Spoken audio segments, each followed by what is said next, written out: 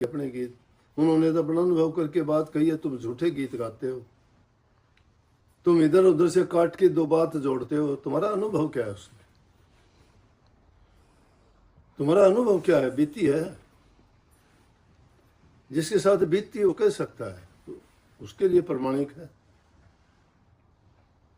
अब दर्द सूक्ष्म है, किसी को दर्द की पीड़ा होती है, कहता मुझे दर्द है, दूसरा आदमी इतवार नहीं करे, कहाँ है दर्द, बता, कैसे बताओगे दर्द?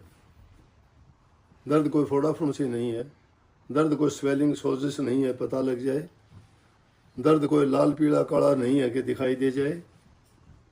दर्द तो एक तरंग की माफिक है जो शरीर में है, किसी भी अंग में आ जाता है, जिसको पीड़ा होती है उसको पता है दर्द है।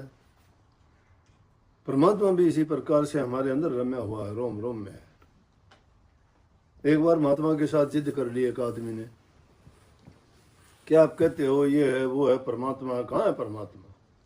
बोला भाई हर जगह है। बोले हर जगह कहाँ? बोला तेरे शरीर में भी है। बोला मेरे शरीर में नहीं है, मुझे क्या पता, मुझे तो दिखा वो आंखों से तब मानूंगा। बोला अरे उसको जब दिखा नहीं सकते, दिखाना क्या होता, दिखने वाली चीज नहीं है, वो है, रम्या हुआ है, हर जगह है।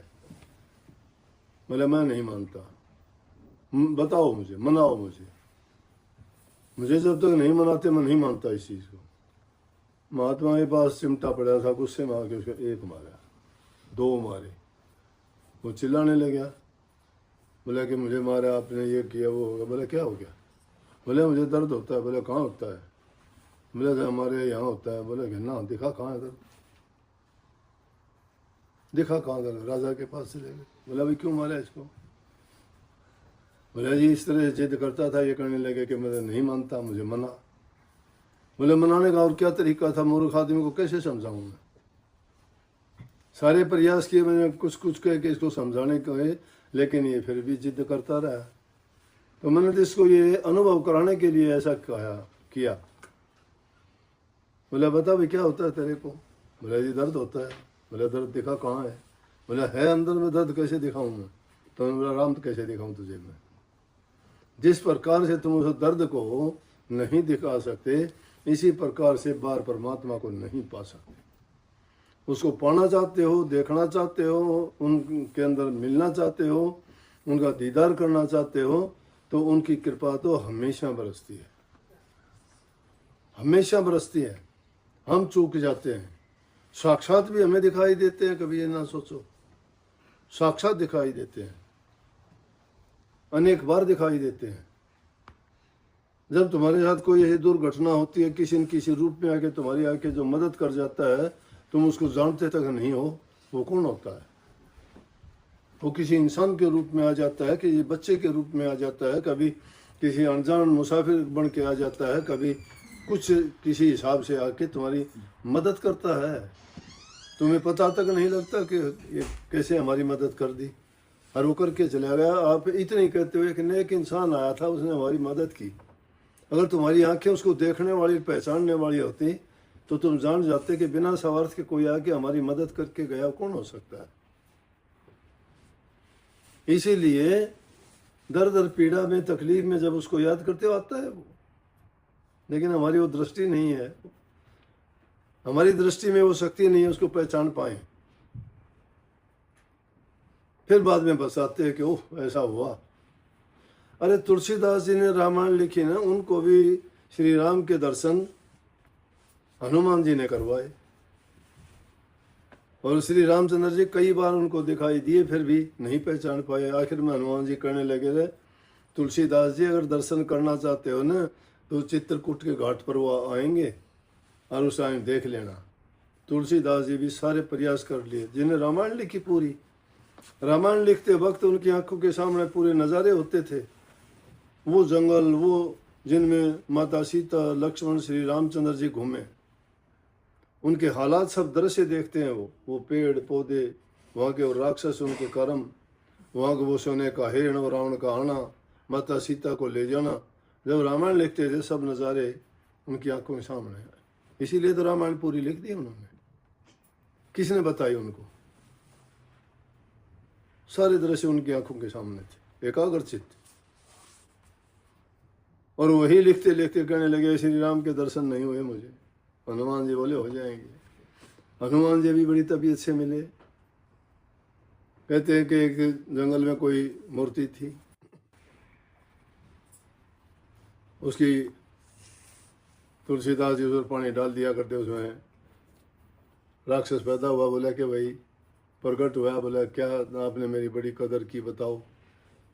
बोले आप क्या कर सकते हो। बोले आप जो कहोगे। बोले राम के दर्शन करवा दे।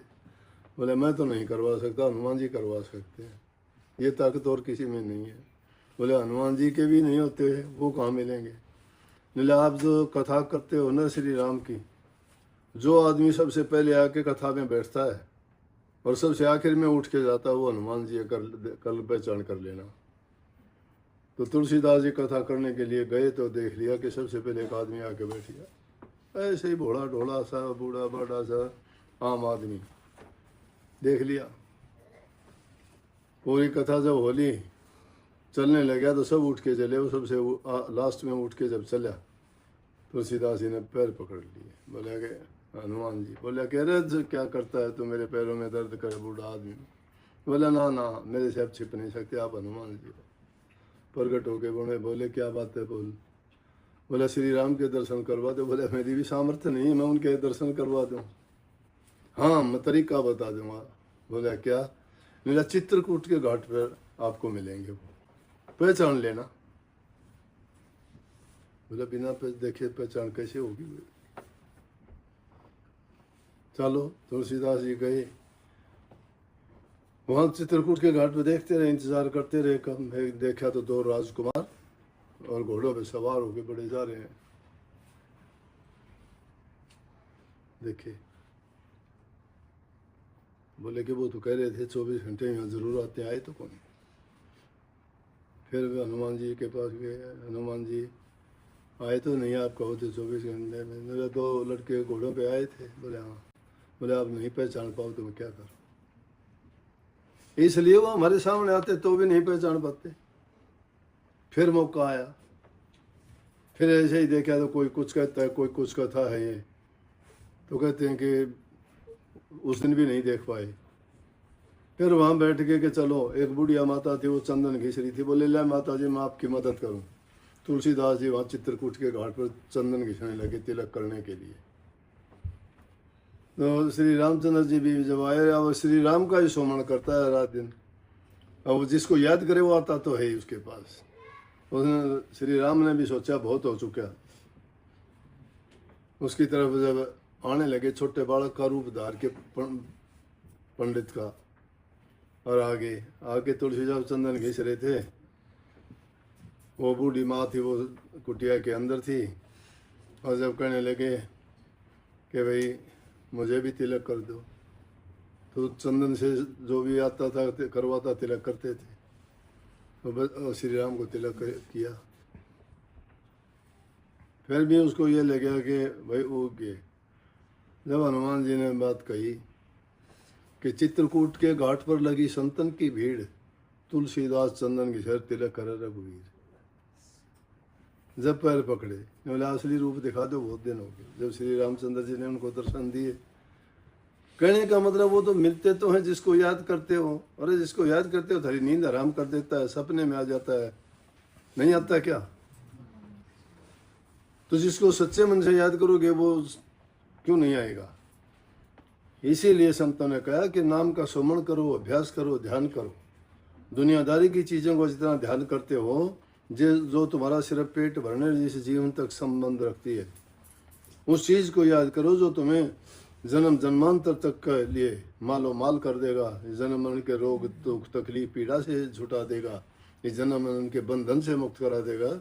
उसको कभी ना भूलो, उसको याद रखोगे, सुखी रहोगे। सुखी रहो और राधा स्वामी कहो।